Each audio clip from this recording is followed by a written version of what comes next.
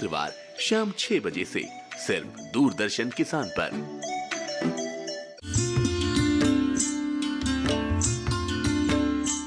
Break के बाद एक बार फिर आप सभी का स्वागत है कार्यक्रम गांव किसान में। आइए कार्यक्रम में बढ़ते हैं आगे और अब देखते हैं सेगमेंट हमारा पशुधन। किसान भाइयों बहनों, अपने इस सेगमेंट के जरिए हम पशुपालन से संबंधित कुछ ऐसी जानकारियां आपके साथ साझा करते हैं जिससे कि पशुपालन करने में आपको किसी भी तरह की समस्या का सामना ना करना पड़े। पशुपालन करते वक्त कौन कौन सी ऐसी मुख्य सावधानियां हैं जिनको बरतने की आवश्यकता है और कैसे आप अब बदलते मौसम में अपने पशुओं का रखरखाव कर सकते हैं, ये तमाम बातें हम आपको इस सेगमेंट के जरिए बताते हैं। तो आइए देखते हैं हमारे आज के हमारा पशुधन सेगमेंट में क्या खास है आपके लिए।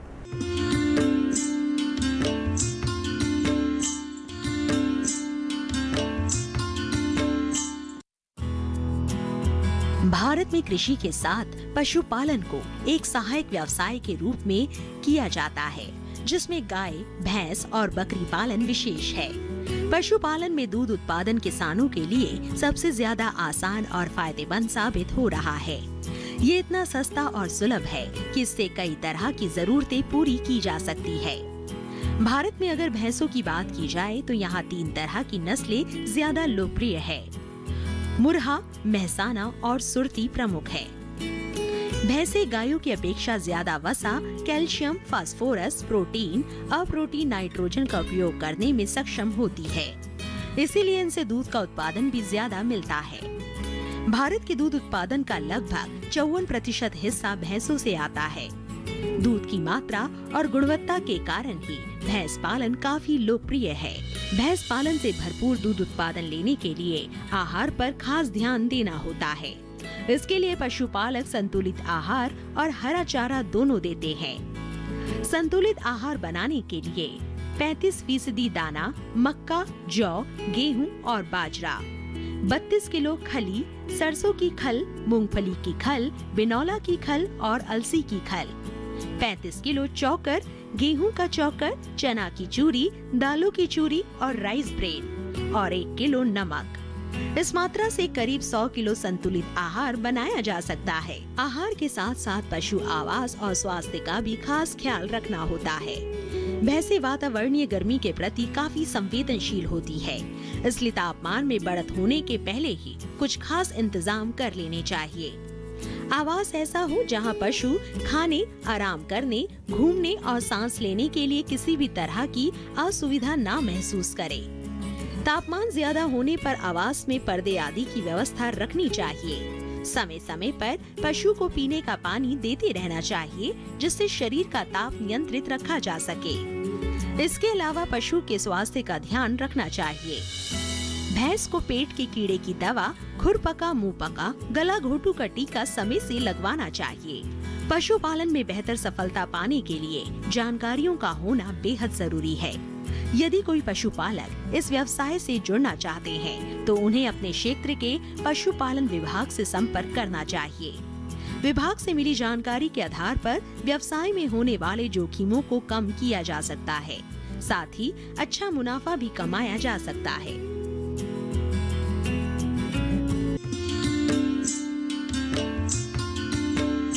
तो अभी आपने देखा सेगमेंट हमारा पशुधन। अब आइए बढ़ते हैं आगे, एक नजर डाल लेते हैं इस माह के पशुपालक कैलेंडर पर। जुलाई माह का पशु कैलेंडर 2021। जुलाई माह में ध्यान देने वाली बातें। इस माह में वर्षा ऋतु आने की संभावना रहती है, अतः पशु परिसर को सूखा एवं साफ रखना चाहिए तथा गर्मी एवं नमी जनित रोगों से पशुओं को बचाना चाहिए। खुरपका, मुंहपका यानी FMD, गला घोटू यानी HS, लंगड़ा बुखार या कृष्ण जंघा यानी BQ, इंटेरोटॉक्सीमिया रोग के टीके यदि नहीं लगाए गए हों तो अब अवश्य लगवा दें। इस माह में भैंसों का ब्यान शुरू हो जाता है, अतः प्रजनन संबंधी सावधानी के साथ नवजात की सुरक्षा हेतु पूरी जानकारी प्राप्त होनी चाहिए। जैसे पैदा होने के साथ बच्चे के नाल को 1.3 से 2 इंच पर धागे से बांधकर एवं नए ब्लेड से काटकर टिंचर आयोडीन लगाना चाहिए। चारे के लिए मक्का की दूसरी फसल बोने का उचित समय है। बीज मात्रा 25 से 30 किलोग्राम प्रति एकड़ प्रयोग करें। कार्यक्रम गांव किसान में वक्त हो चला है एक और छोटे से ब्रेक का। जल्द लौटेंगे वापस लेकर कामयाब किसान की कामयाबी की कहानी। कहीं मत जाइए, देखते रहिए दूरदर्शन किसान।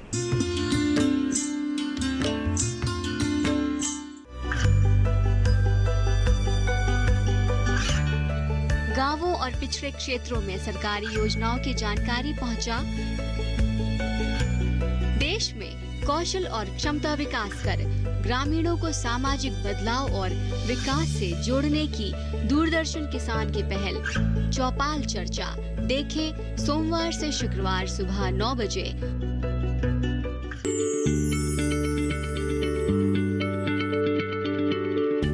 क्या आप किसी बीमारी से परेशान हैं?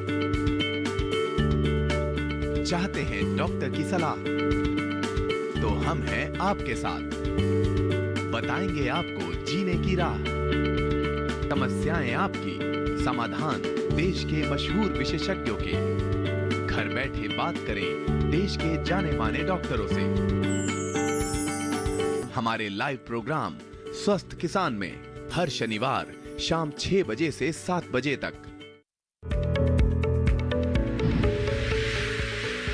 खुशहाल होंगे खेत, पशु रहेंगे स्वस्थ, सरकारी स्कीम का होगा लाभ। जब एक्सपर्ट्स का मिलेगा साथ, आपके सवाल विशेषज्ञों के जवाब, सिर्फ एक फोन कॉल की दूरी पर। देखिए किसानों का अपना प्रोग्राम हेलो किसान, सोमवार से शुक्रवार शाम 6 बजे से सिर्फ दूरदर्शन किसान पर।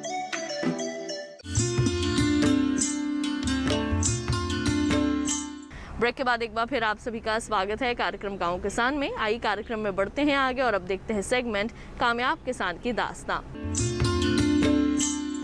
आज हम आपकी मुलाकात करवाएंगे एक ऐसे कामयाब किसान से जिन्होंने कड़ी मेहनत और परिश्रम करके आज ये मुकाम हासिल किया है और दूसरे किसानों के लिए एक मिसाल बने हैं। हम उम्मीद करेंगे कि उनकी कामयाबी की ये कहानी देख आपको भी ज़रूर प्रेरणा मिलेगी।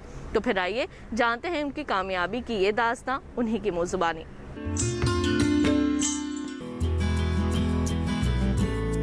देश के ज्यादातर युवा अब शिक्षा लेने के बाद नौकरी तलाशने में नहीं भटक रहे हैं, क्योंकि बदलते दौर में कृषि से बेहतर कोई व्यवसाय नहीं है।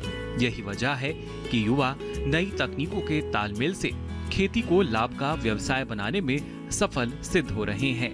ऐसे ही एक युवा किसान हैं राजकुमार सैनी, जिन्होंने राजस्थान में जैविक खेती को अपनाकर नए आयाम हासिल किए हैं। राजकुमार बताते हैं कि खेती उन्हें विरासत में मिला उपहार है। हालांकि पहले उनके यहाँ भी पारंपरिक खेती ही होती थी, लेकिन राजकुमार ने स्नातक करने के बाद खेती की नई विधाओं को समझा और उन्हें अपने खेत में आजमाया। वो बताते हैं कि उनका लक्ष्य 0 बजट खेती है और इसलिए उन्होंने जैविक खेती का प्रशिक्षण लिया। आज उनके खेत में बिना रसायन वाली फसलें लहरा रही हैं। कम पानी की उपलब्धता में भी अच्छी पैदावार मिले, इसके लिए राजकुमार ड्रिप सिंचाई का सहारा लेते हैं। मेरी एजुकेशन बीए है और मैंने एजुकेशन करने के बाद में कोई सरकारी नौकरी की तरफ ध्यान नहीं दिया, बल्कि मैं हमारी जो पुश्तैनी खेती करते आ रहे हैं उसी की तरफ ध्यान दिया। इसी के लिए पहले हम परंपरागत खेती करते थे, बाद में अभी हॉर्टिकल्चर और उनसे जानकारी लेकर ड्रिप इरिगेशन के माध्यम से खेती कर रहे हैं। इसके अंदर हमें अच्छा प्रोडक्शन भी मिल रहा है। और पहले हम रासायनिक खाद वगैरह काम लेते थे, लेकिन अब प्राकृतिक खेती में हम जीवामृत ये सब चला के कम खर्चे की खेती कर रहे हैं। उसमें हमें खर्चा भी कम लगता है और पैदावार भी अच्छी मिलती है। इसके लिए हमें ना बजाज ट्रस्ट की ओर से भी खूब सहायता मिली है। उन्होंने हमें तकनीकी जानकारियाँ उपलब्ध करवाई और ड्रिप इरिगेशन के लिए भी अनुदान दिलवाया और कई जानकारियाँ मिली किस बीजों के बारे में, किस्मों के बारे में। और सिंचाई के लिए ड्रिप इरिगेशन और जो बरसाती पानी आता है उसके लिए भी अनुदान दिया, जिसके तहत हम अब हमारी सब्जियां वगैरह भी अपने बरसाती पानी से कर रहे हैं और उससे पैदावार भी अच्छी मिल रही है।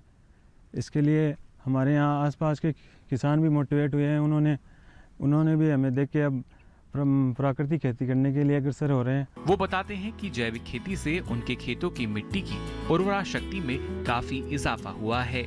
आज उनके खेतों में अनाज फसलों में गेहूं, तिलहन में सरसों, सब्जी फसलों में टमाटर, गोभी, लहसुन, प्याज, मिर्च और बागवानी में नींबू, संतरा जैसी फसलें लगी हुई हैं, जिनसे भरपूर उत्पादन मिल रहा है। खेती में हम गेहूं करते हैं, सरसों करते हैं और बागवानी खेती में हम नींबू, अपने मौसमी ये भी हमने लगा रखे हैं। सब्जियों में हमने टमाटर, तरबूज, गोभी, ये लहसुन, प्याज, मिर्ची ये उगाते हैं। और अपने सब्जियों में जो प्राकृतिक खेती में जो अभी जीवामृत चलाते हैं उससे खूब फ़ायदा मिल रहा है। हमारे जो रासायनिक खातों में पैसा बर्बाद होता था वो नहीं हो रहा है और हमें हमारी जो ज़मीन का मिट्टी की उर्वरकता वो भी बढ़ रही है। इसके लिए हमें खूब फ़ायदा मिला है। इस तरह देखा जाए तो नवीन सुधार कर खेती में मुनाफे की संभावनाओं को बढ़ाया जा सकता है, वो भी जैविक तरीके से, और फसलें खेतों में लहलहा सकती हैं।